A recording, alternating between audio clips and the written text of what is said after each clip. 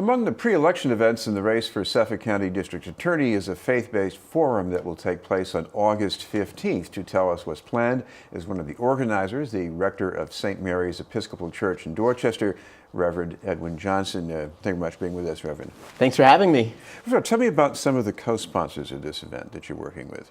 Yeah, and so we've been blessed to partner with several other organizations. So there's the New Democracy Group, there's Massachusetts Community Action Network, which in some ways is the umbrella for Prophetic Resistance Boston, which is the part of the Massachusetts Community Action Network that's really behind this as well, and I'm partnering with also many other churches, and so it's been fabulous to do this work alongside other people.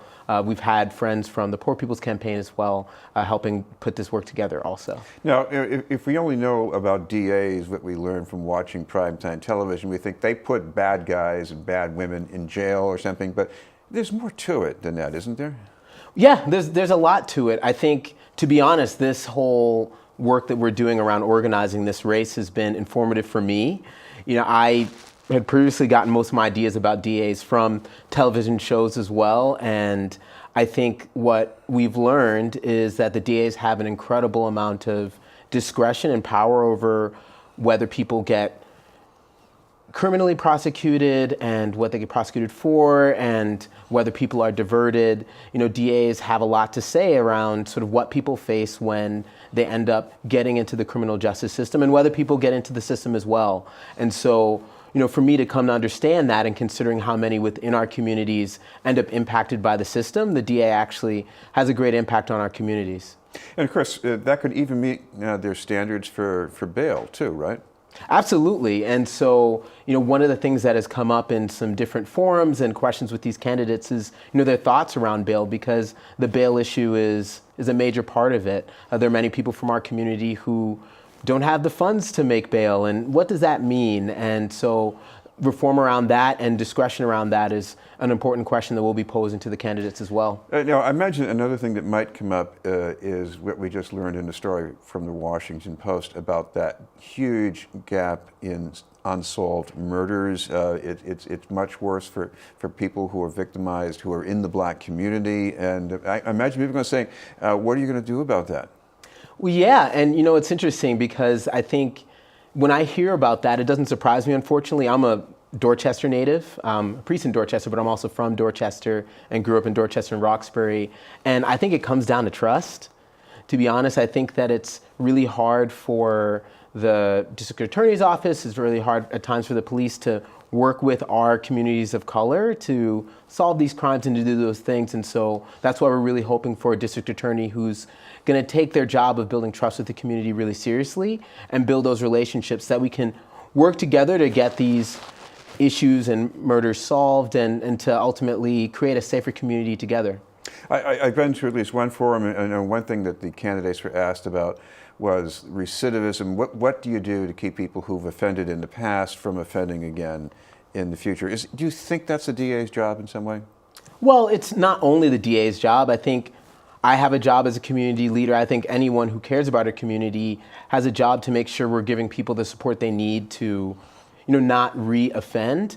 However, I think a big part of the DA's role is making sure that the first time, or maybe even the second time that someone is coming before the law, that the kind of sentencing they're getting or not getting will be setting them up for success. I mean, the rates of recidivism are much higher depending on what kind of time people are doing, depending on what their initial sort of punishment is. And so if we have a DA that, you know, will be open and willing to divert someone or not prosecute in a certain way, chances are that person's going to be much less likely to end up back before a judge. And that's what we're really hoping for.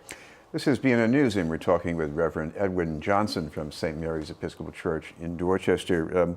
Reverend, another thing that might come up at the forum is the relationship between the DA and the police, especially if the police are being investigated for something like the use of deadly force. Do you think this is going to come up in the forum as well? I believe it will. I mean, ultimately, our goal in putting together this forum is to make sure that the major questions that people have and the concerns that are on people's minds get brought before the candidates. And so, yeah, that will come up, and it's our hope that we'll have people who we'll obviously want to work with and coordinate with our police force and people who are also willing to hold them accountable if need be.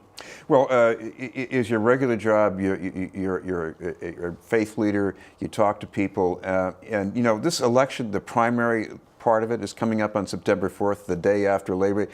So how do you get people motivated to tune in and get out and vote?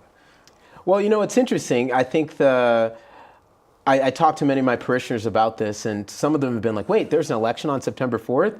And so I think the big part is honestly talking about it again and again and again. I think, unfortunately, primary elections, and especially DA's races, often sneak up on people and often pass by. And so I think the biggest thing we're doing is talking about it enough so that the date's on people's radar. And then in terms of getting people motivated, a lot of it has been really ramping up information on what a district attorney does. We've done some door-to-door knocking and we've talked to people on the street. And what we've found is that whenever we've talked to folks about the amount of impact a DA can have, oftentimes they've been surprised by that and then therefore a lot more motivated to show out and learn more and ultimately vote on the 4th.